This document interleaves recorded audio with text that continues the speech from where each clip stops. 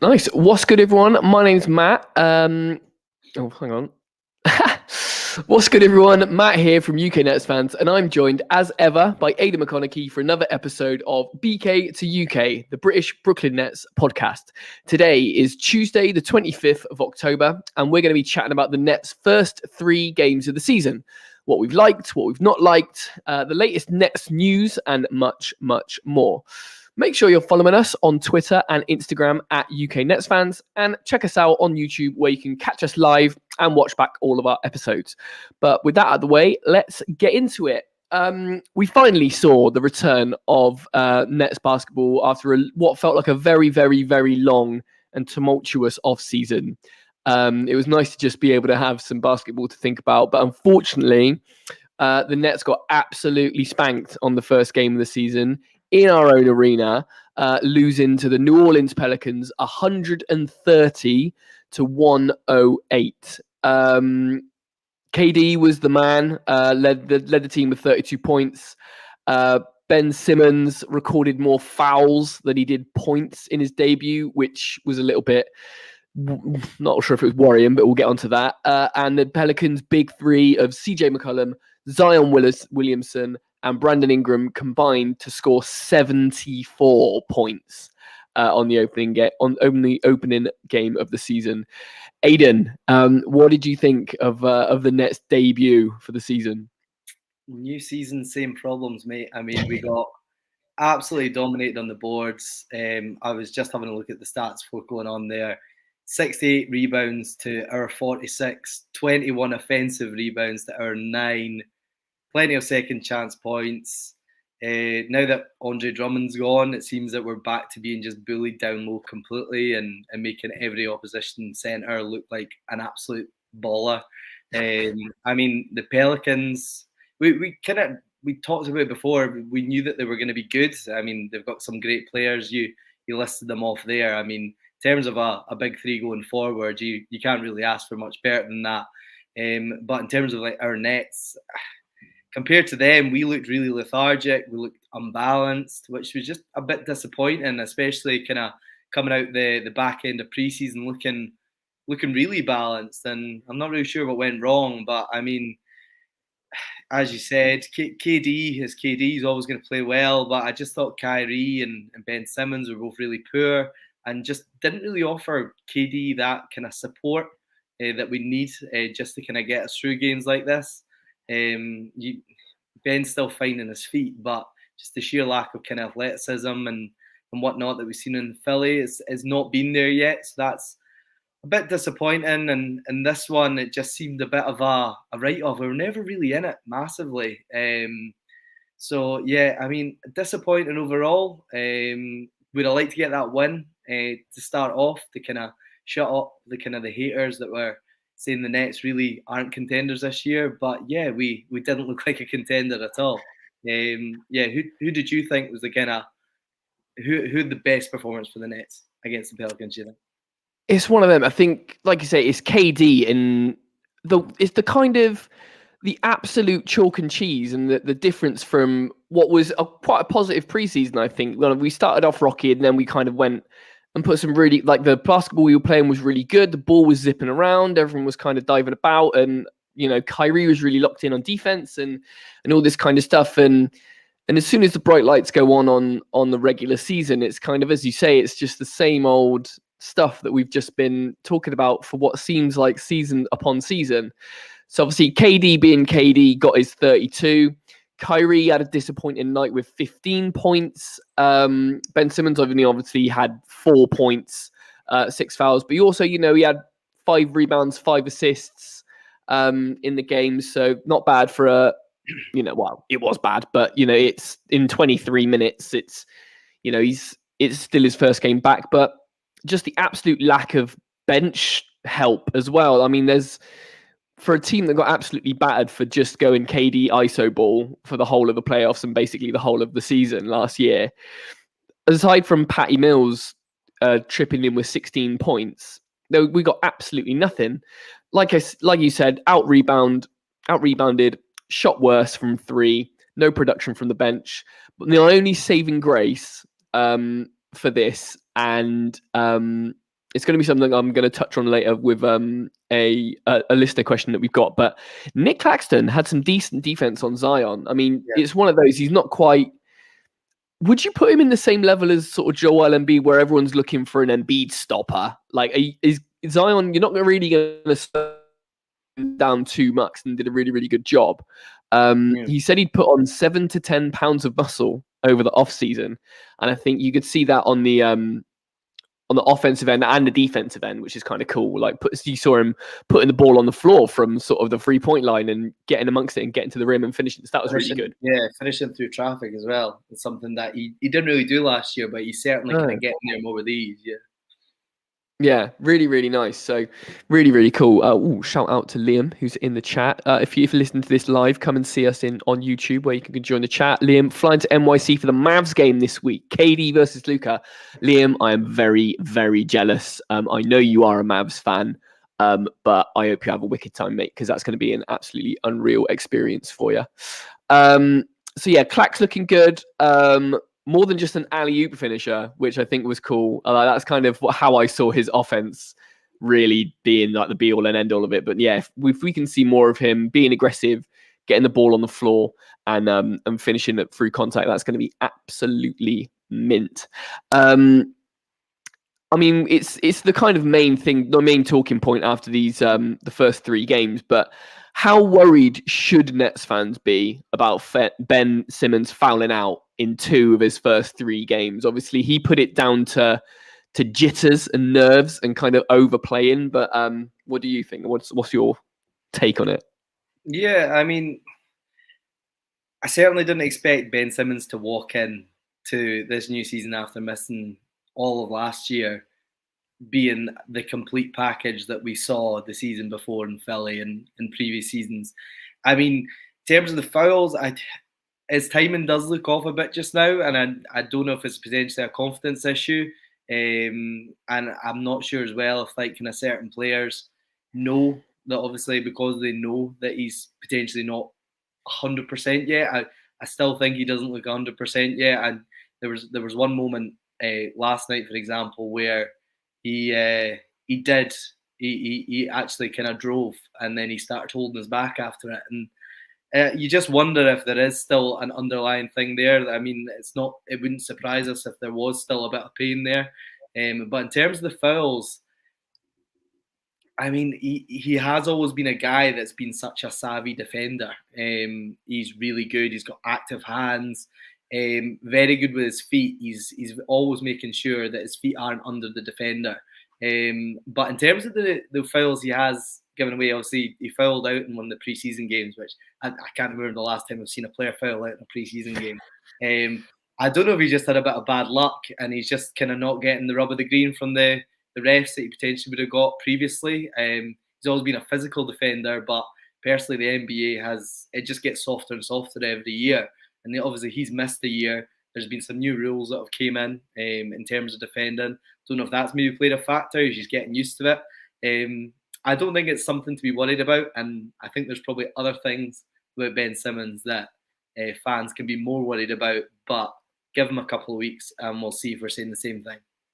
Nice. Yeah, that's where I am at the moment. It's like we should probably I know that he's definitely said this after the Memphis game, which we'll probably get onto, but he said something along the lines of, especially with teams like Memphis, they're known to be a physical team, like they grab loads of rebounds and all that kind of stuff, so they can be physical on the offensive end, but defenders can't be physical on the defensive end against it. So it's a bit weird and just a bit strange. But yeah, I think you're right. I think it's been a long time since he played basketball competitively in the NBA. I think he's an incredibly talented player. He's incredibly smart.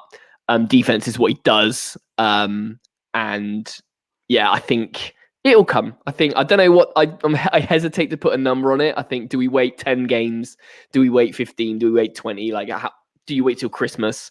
I don't know what the cutoff is to let it settle.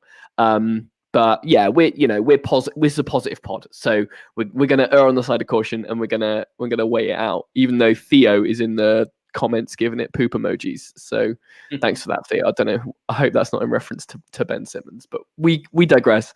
We're going on, right? So In happier news, it wasn't all doom and gloom because the following game, we got our first win of the season.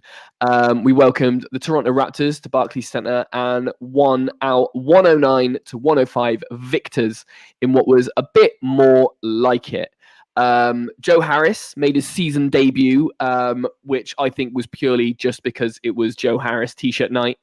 It was also the debut of the Statement Edition All Black jersey, which I think obviously we didn't get a chance to discuss because all the jersey reveals got dealt with in the off season while we were still on our break. But that is absolutely fire. The jersey that they played in, and KD and Kyrie combining for 57 points. Led obviously the first game of the season was all KD.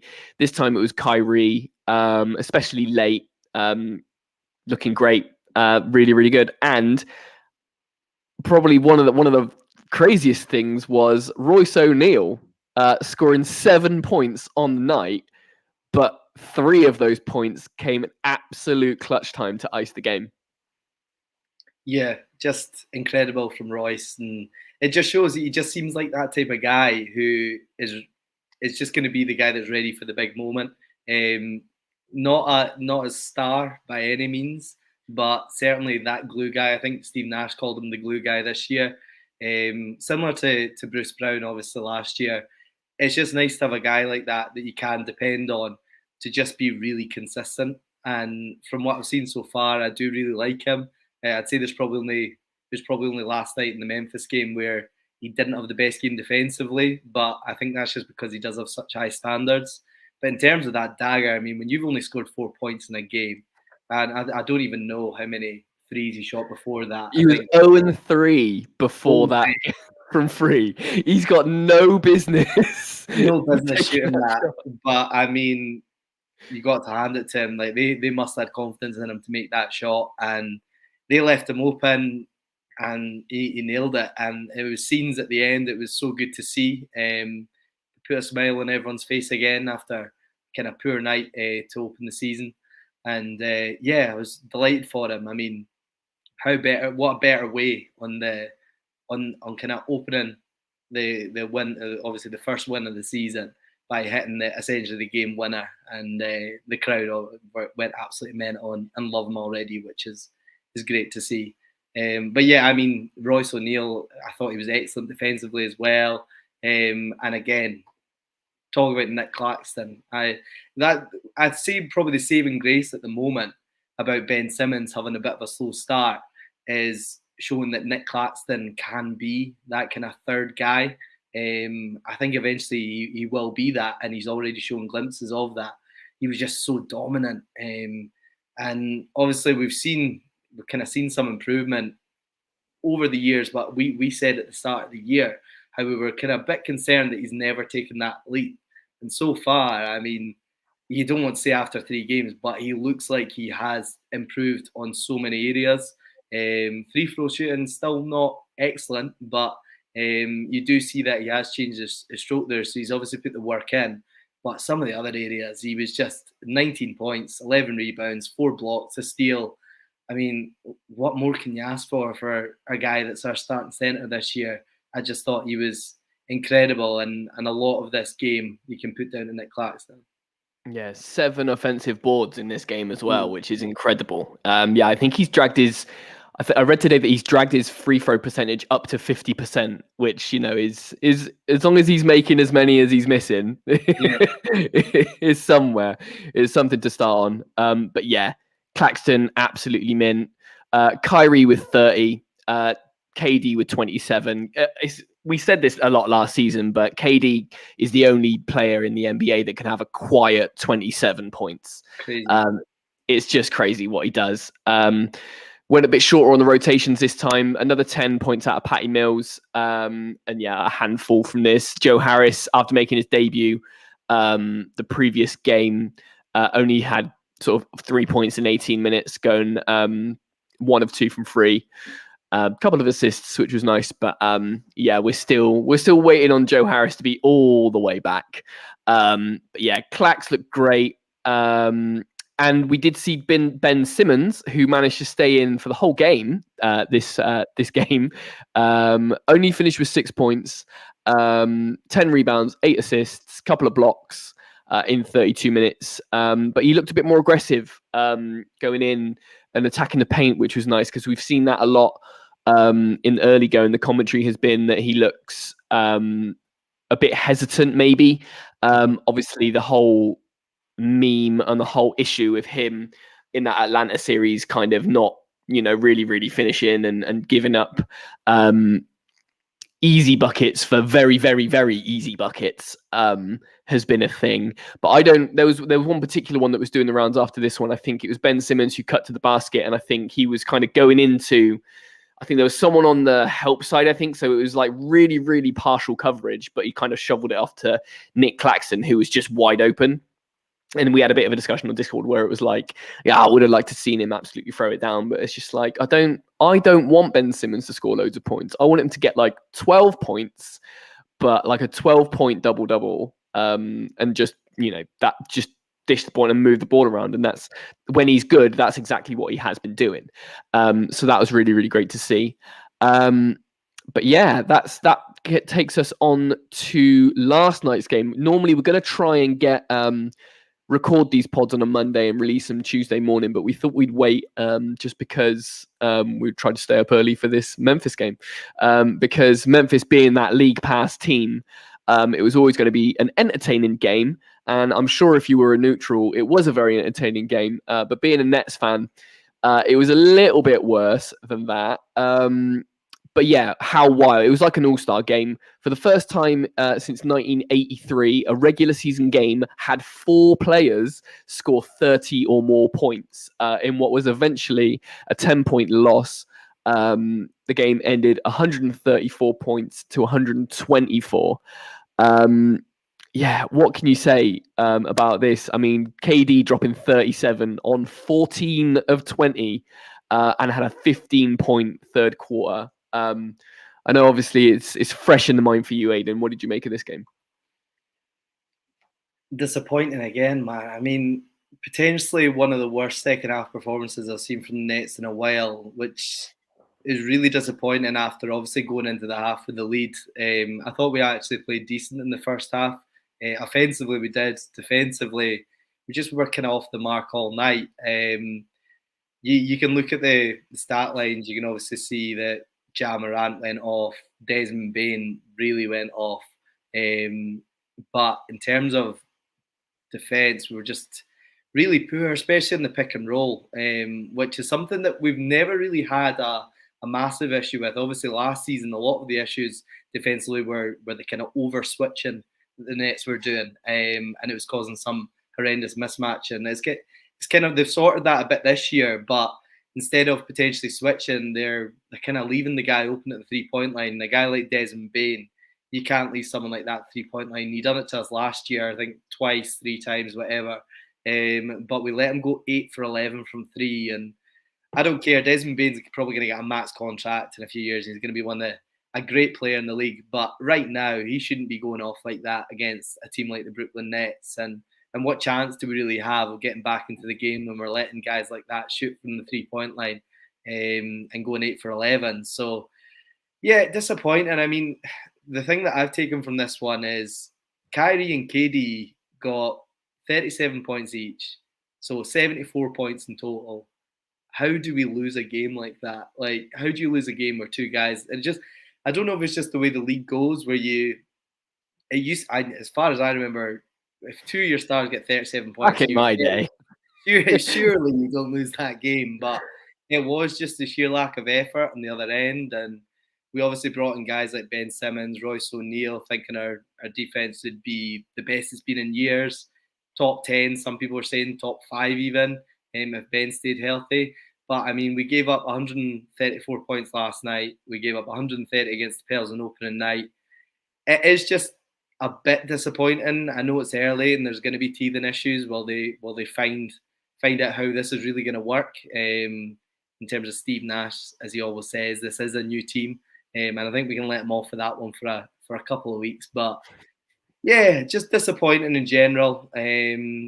I can't really say there was a standout performance other than Kyrie and Durant. But even then, like, when you come to expect these guys scoring over 30 points, there really needs to be something else. And there just really wasn't anything there. And I hope eventually when we do get these couple of guys that are coming back from injury that it'll make a difference and kind of take a bit of pressure off these guys, because they didn't have any help last night. Yeah, exactly that. It's just, you have a look through the box score and there's just absolutely no one doing anything else besides these guys. And I don't know if that's a schematic thing or a tactical thing from Steve Nash, where it's like they're just not trying anything and they're overly relying on KD and Kyrie, who both played 39 minutes last night. I know they had to go a bit short because Ben Simmons fouled out, but that was after 28 minutes. It's one of those. Memphis led the league last year in offensive rebounds, and though the Nets did lose the rebounding battle, it was quite close. So that was something that I thought was a bit heartening. So they didn't get absolutely super out rebounded. It was just the fact that for all the rebounds that Memphis did get, they were kicking out for free and they didn't miss. So it was just really, really costly. But I do want to touch on Ben Simmons fouled out again. But I think, and this is absolutely me with my Nets hat on, I'm sure, but that incredibly soft final foul on Ben Simmons. So if for those that hadn't seen it or those need reminding, Ja Morant basically gets it inbounded to him after the net score, and he does that thing where the ball's rolling and rolling and rolling, and the shot clock doesn't start until that player puts their hands on the ball. So it rolls all the way up past halfway, and it kind of stops, and Ja Morant finally picks it up, and Ben Simmons kind of goes into to put pressure on him, but he just gets called up. The ref blows up, and I know it doesn't matter, but if you're on your last foul, I think it's on the refs to be a bit more lenient. It's just like, calling a foul now will throw this man out of the game. And I just thought it was just a really, really bizarre decision. And, I know we're only 3 games in, but I don't want to start talking about refs. But it's just one of those home ref things, I think. But yeah, what did you think of that? Because I proper had the ump about it. I know people are going to think we've got the tin hats out already, but honestly, it was. I don't care if that's your first foul or your sixth foul. That's so soft, and it wasn't the first one of the night. That was obviously the most obvious one, just because of the way it was, with all eyes on that play, and Ja Morant knew what he was doing. He was obviously time wasted. It was before the 2 minutes to go mark, so obviously the clock was still going down, and he knew exactly what he was doing. He was just trying to draw Ben Simmons in. Ben kind of had a bit of an idea that the referee would call a whistle, make a call as soon as he went in on it, because he took so long to actually go in on Ja. I think obviously he didn't want to get that sick foul, but yeah, it just seems really soft, and I don't want to blame on the referees because last night was not the problem, but some of the fouls we have seen so far are just, it ruins the game a bit, because there's so many players out there that are so physical and dominant, and you think of guys like Pat Bev, you think of guys like PJ Tucker, and you're like, if that's Ben Simmons getting pulled up for that, some of the stuff they do is gonna get locked up. Just a strange one overall, but yeah, you could see it a mile off, unfortunately. Yeah, one of those. I'm hoping it's a bit like last season where the refs, I remember it was like, they're clamping down on this Harden Trae Young rule thing last year, and I'm hoping that the refs are just having a weird, funny 5 minutes for the opening bit of this season, and then they'll chill out. But gives us something to talk about on the pod, doesn't it? So yeah, I just thought I'd float that. That's all we've got on the games. Obviously, Nets starting 1 and 2, not great. Defensively, the Nets are misfiring, bad rotations, bad switches. But I believe I was listening to Chris Carino's podcast, which is a really good listen. I could listen to that man read the phone book, and I would be thoroughly entertained because he's got one of those voices. But he kind of pointed out, and I agree that if if you've ever listened, if you've gone to a basketball game and you're close enough to hear them talk, the amount of communication that goes on the defensive end is ridiculous. You see it when they're mic'd up and stuff like that. They're just constantly talking, constantly, like little like shorthand for things, like little just one word phrases that they know what that means and know what to do in that. So there is tons of stuff that there's still to learn on that defensive end, because I think it's quite a different scheme to what they were trying as well. So I think defensively, I don't think it is effort. I think it is just a new switchy scheme, and one of the big contributors to that defensive identity in Ben Simmons is ramping up. Oh God, I said ramping up. Oh no, is getting back to full health. And that will come. I firmly believe that.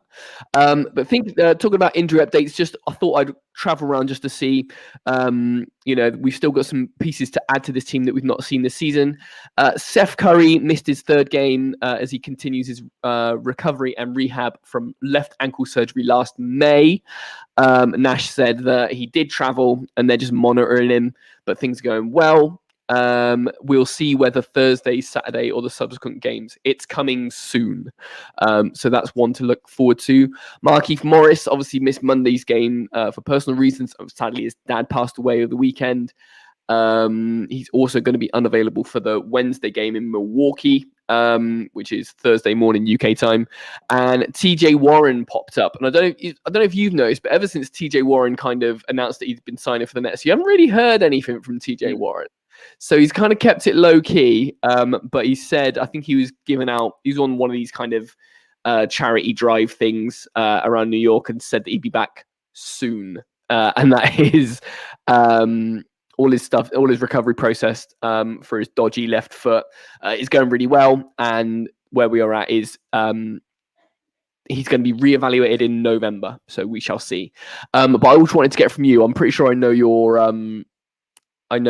answer, but if you could add Seth Curry, Markieff Morris, or TJ Warren to this team, who do you think is going to have the most impact? I don't know. I'd love to see TJ. I'd love to say TJ Warren. I really like. I've always liked his game, but it just depends what version of TJ Warren that we're going to get in. And as you say, it is really not really concerning, slightly concerning that we haven't really had that update that we've had from Seth Curry. Obviously, he's not played basketball in forever. Coming up 2 seasons now. So you'd really hope that he would be kind of ready to go, but I don't know.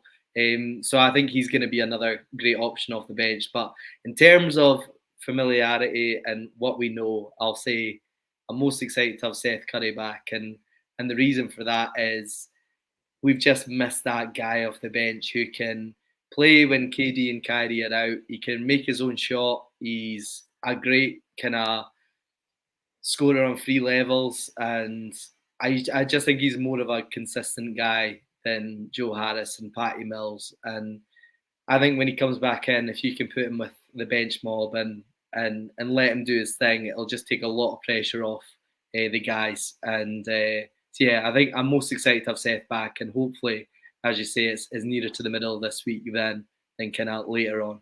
What about yourself? Exactly that. No, one of those boring times where we're just going to agree about everything. But yeah, I would love Seth Curry to be back. Obviously, I'd love both Joe Johnson. That's a Nets throwback. I'd love to both see Joe Harris fit and firing, and Seth Curry fit and firing, because then we've got those two league leading shooters. But I would love, just while Joe's still trying to find his feet and get back from injury, I would love to see Seth just slot back in and start making open shots, because I think they're going to get plenty on this team. But yeah, Markieff Morris, I think he's shown. We haven't really seen a lot from him this season so far. Obviously, it's a very, very, very young season. 20 minutes here, a couple of minutes there.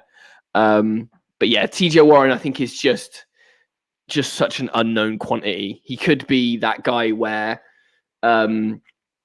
ideally we'd be up big at the end of the third quarter. KD and Kyrie can kind of sit, and TJ Warren comes in and gets 15 to 20 points a game, which would be amazing. And and just kind of keep it ticking over on the offensive end. But we just don't know. We don't know nothing. And that's kind of, we've got used to that being Nets fans, where we don't really know anything because they don't tell us anything. But no, it's exciting. I'm choosing to be excited about it. So yeah, it should be good when that all does come through. One more thing that I did see come through as well, and shout out to the Discord for putting this one through. According to Odds Shark, Steve Nash is the second favorite to be the first NBA head coach to be fired, only after Doc Rivers in Philly. Quick question, because everyone loves a bit of Nash bashing. How much of the Nets' early woes do you think can be attributed to Steve Nash? And do you think he's going to last it to Christmas? I said that I don't think he will, and I stand by that. I do have a feeling that he will be kind of ousted by Christmas, and the reason for that is we do have actually a really tough run of games up until Christmas. It's not a very kind schedule. It gets kinder after the new year, and I still stand by the fact they didn't get rid of him to show kind of loyalty to himself and Marks. There's a timestamp on that where they can need to let it get past that time before they can now go, right now we think it's time for you to go. So I don't think it'll be any time soon, despite all the kind of shouts going out. But in terms of, is it his fault? Yeah, in a way. There's some that you can visibly see that there's still some issues that hasn't been resolved. I'd love to know what the meeting went with. What the meeting went like with Kevin Durant, Sean Marks, Joe Tsai, Steve Nash, as to what he thought the issues were and how they were going to resolve these. So yeah, I'm not sure if, but right now defensively we're not looking much better. So if Steve Nash goes, does Jacques Vaughn go as well? Everyone's been saying recently he's obviously the highest paid assistant in the league, which could be quite shocking.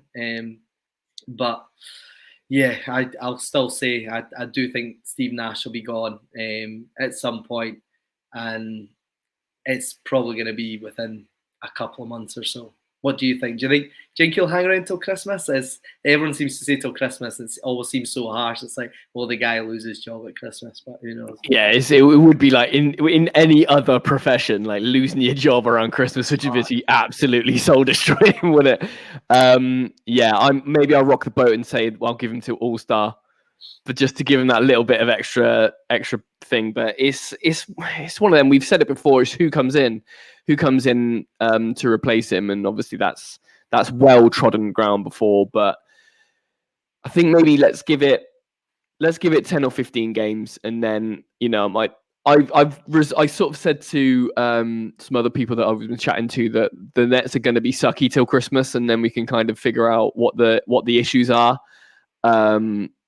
But no, I think the upside is still so huge on this team. I think there's so much stuff that's been that just needs time. With injured players in a new team, running new stuff. We've got new offensive coach in that Igor, someone who I can't remember his surname, which is very bad of me. But we were running new stuff there.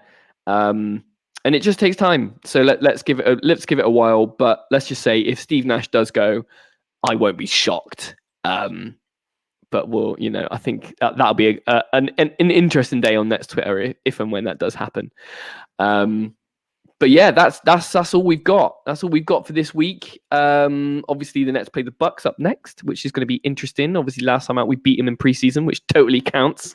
So we'll wrap up there.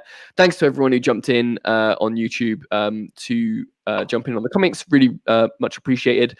And we'll see you next time.